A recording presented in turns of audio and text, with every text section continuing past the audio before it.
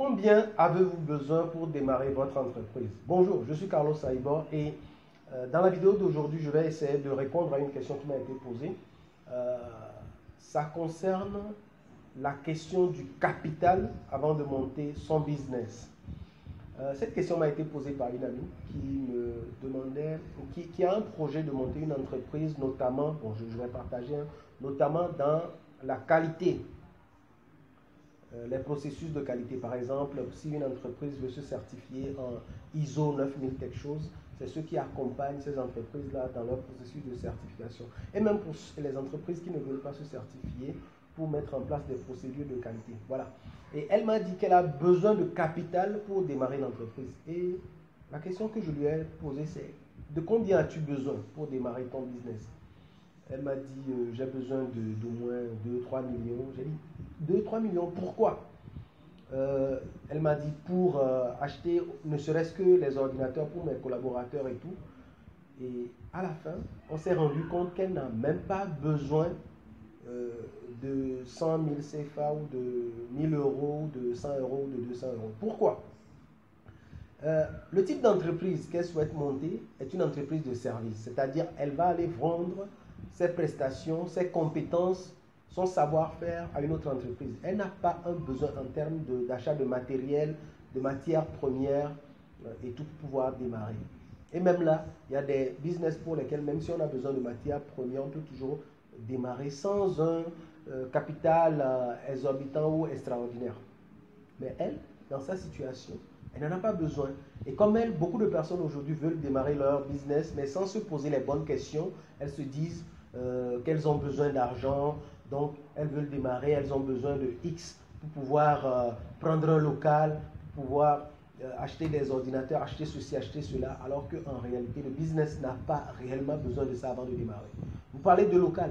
Parfois, on n'a même pas besoin de local avant de démarrer. Je vous donne un exemple très simple. C'est le mien, c'est la personne que je connais le mieux. Ma première entreprise, je l'ai démarrée dans ma chambre d'étudiant. C'était une seule chambre. Donc, il y avait mon lit, il y avait une table. Et sur cette table, j'avais mon ordinateur. J'ai fait mes cartes de visite, j'ai pris une ligne téléphonique fixe.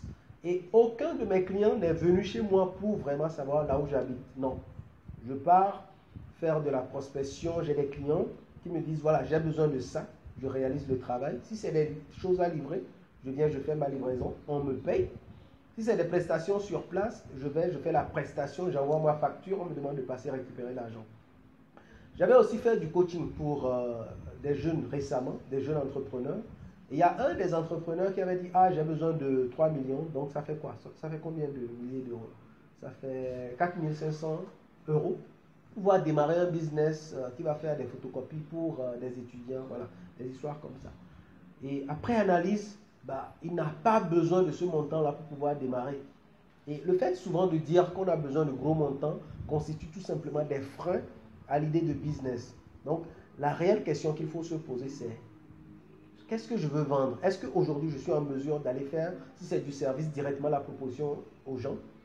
Si j'ai besoin de carte de visite, peut-être que je n'ai pas besoin de 10 euros ou de 15 euros pour pouvoir faire les cartes de visite. Donc, je peux les faire. Même si on n'a pas de carte de visite, on peut toujours aller proposer. Moi, il m'arrive d'aller à un rendez-vous sans carte de visite. Mais ce qui importe le plus, c'est la valeur que je vais apporter à ce client-là. Et les gens ne sont pas, je ne sais pas, choqués par le fait que je vienne à un rendez-vous sans carte de visite.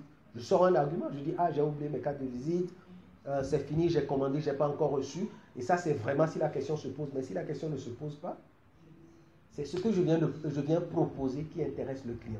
Donc, il faut faire le focus sur le client et non sur vous-même. Le focus, c'est qu'est-ce que mon client, de quoi mon client a besoin.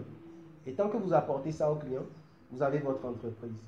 Donc, il ne s'agit pas de se poser 1000 questions, de se demander, oui, j'ai besoin d'argent, j'ai besoin de locaux pour pouvoir démarrer, j'ai besoin d'avoir des collaborateurs.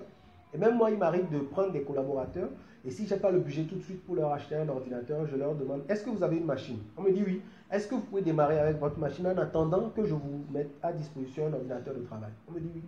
Et on démarre. Donc, voilà le petit partage que je voulais faire avec vous dans cette vidéo. Si vous l'avez aimé, partagez-la avec d'autres personnes. Si vous avez des commentaires, laissez-les dans les commentaires. Et abonnez-vous à la chaîne si ce n'est pas encore fait. On se dit à très bientôt. Ciao!